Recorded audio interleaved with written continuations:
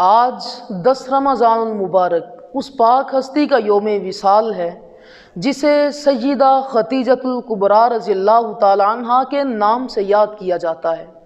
یہ وہ ہستی ہیں جنہوں نے رسول اکرم صلی اللہ علیہ وآلہ وسلم کی ذات پر عورتوں میں سے سب سے پہلے ایمان قبول کیا۔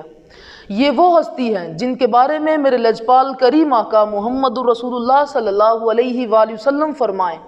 کہ جنتی عورتوں میں سب سے اعلیٰ درجہ سیدہ خدیجۃ الکبریٰ کا ہے، پھر سیدہ فاطمہ بنت محمد الرسول اللہ کا ہے۔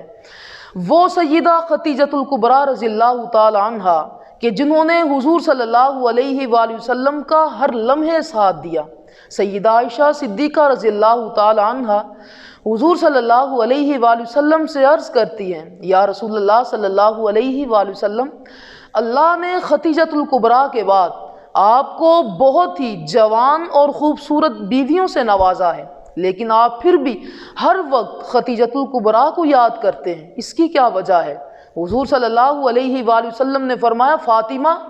تم جتنی بھی بیویاں ہو یہ میری خوشحالی کی ساتھی ہو، جبکہ خدیجۃ الکبریٰ رضی اللہ تعالی عنہ انہوں نے اس وقت بھی میرا ساتھ دیا جب مکہ کے لوگ مجھے پتھر مارتے تھے، جب طائف کے لوگوں نے مجھے پتھر مارے، جب لوگوں نے میری تکذیب کی، اگر اس وقت کسی نے میری تصدیق کی تو اس ذات کا نام سیدہ خدیجۃ الکبریٰ رضی اللہ تعالی عنہ ہے۔